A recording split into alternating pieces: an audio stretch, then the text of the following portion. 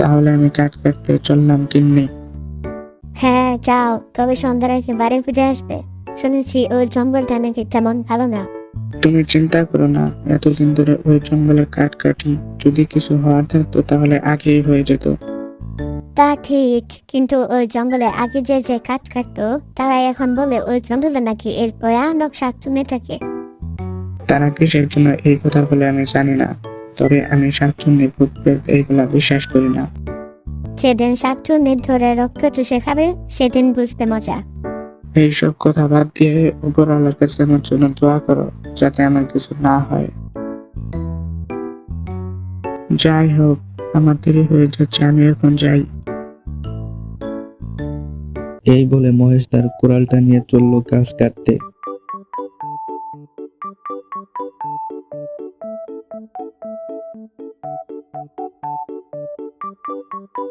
তার বাড়ি থেকে জঙ্গল খুব একটা দূরে ছিল না, তাই মহেশ খুব তাড়াতাড়ি জঙ্গলে পৌঁছে যায়।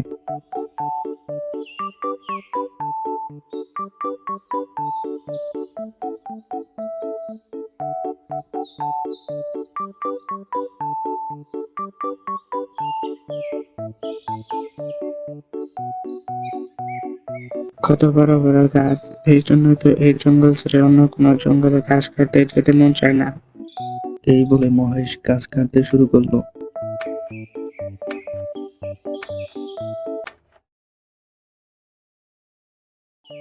না না, আজ লোভে লোভে অনেক দেরি করে ফেলছি, এখন বাড়ি চলে যেতে হবে।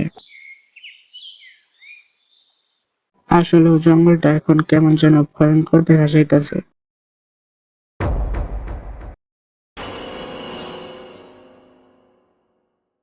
কি, এটা কিসের পা?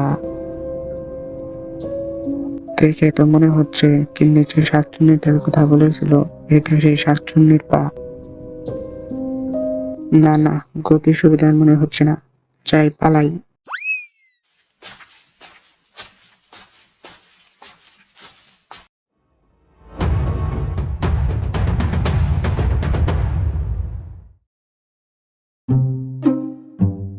কি হলো, তুমি এমন দৌড়াতে দৌড়াতে বাড়ি আসলে কেন?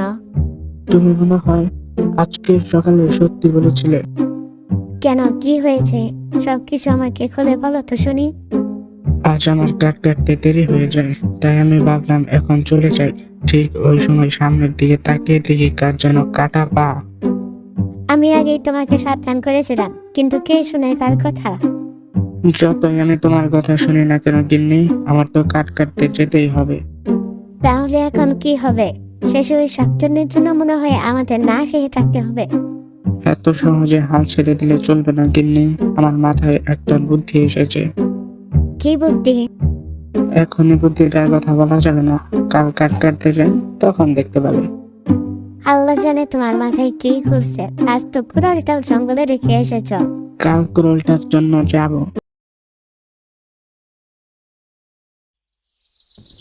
পরের দিন আবার চলল মহেশ কাঠ কাটতে, কিন্তু এইবার সে একটা আয়নার সাথে নিয়ে আসলো।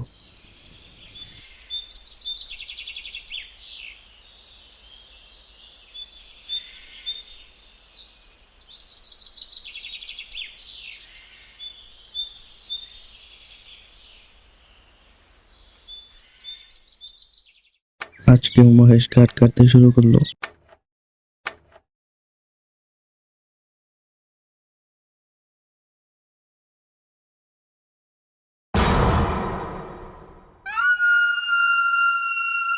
ওরে বাবা, আজকেও সেই পাটাই।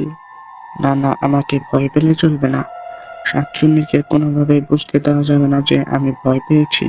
যদি সাহস থাকে তাহলে সামনে এসে দাঁড়াও, আমি তোমাকে ভয় পাই নাকি?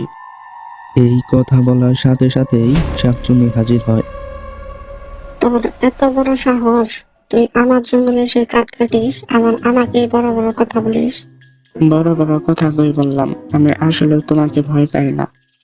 তুই কি জানিস আমি এখনই ইচ্ছে করলে তোর মুন্ডটা ছিঁড়ে হালুয়া বানিয়ে খেতে পারবো? তুমি কি জানো, আমি ইচ্ছে করলে এখনই তোমাকে ছোট্ট একটা খাঁচার ভিতর বন্দি করে ফেলতে পারবো। লোকটা বলে কি রে? কি হলো, ভয় পেয়ে গেলে নাকি? আমার শাকচুন্নি আটকানোর ছুরিটা একবার বের করলে তোমার দিকে বড় বড় শাকচুন্নি ভয়ে পালিয়ে যায়। দেখি বের কর তোর ঝুড়ি। এইটাই মোক্ষম সুযোগ, যাই আয়নাটা নিয়ে আসি।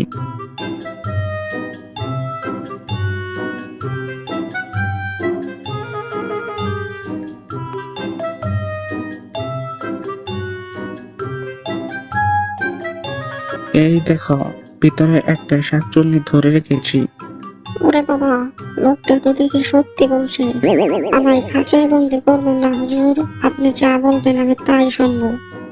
সত্যি বলছো তো? 100 বার সত্যি। আমার শুধু দয়া করে খাঁচায় বন্দি করবেন না। তাহলে আমায় এক্ষুনি এক ঝুড়ি মোহর দাও। যাও, তোমাকে এইবারকার মতো ছেড়ে দিলাম। এরপরের জন্য কোনোদিন আমার সামনে না দেখি। ওরে বাবা রে।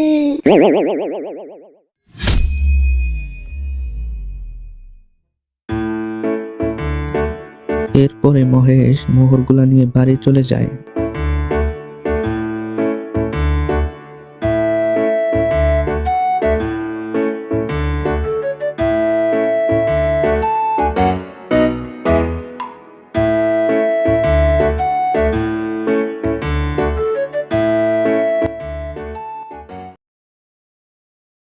ও মা, এতগুলা মোহর তুমি পেলে কই?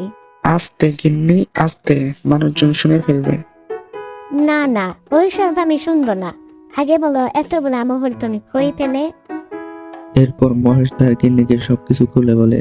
সব কথা শুনে তার গিন্নি বলল, তোমার ওই ছোট্ট মাথায় যে এত বড় বড় বুদ্ধি আছে তা তো আগে জানতাম না। এরপর মহেশ আর মহেশের গিন্নি শাকচুন্নিকে বোকা বানিয়ে বেশ সুখে শান্তিতে দিন কাটাতে লাগে।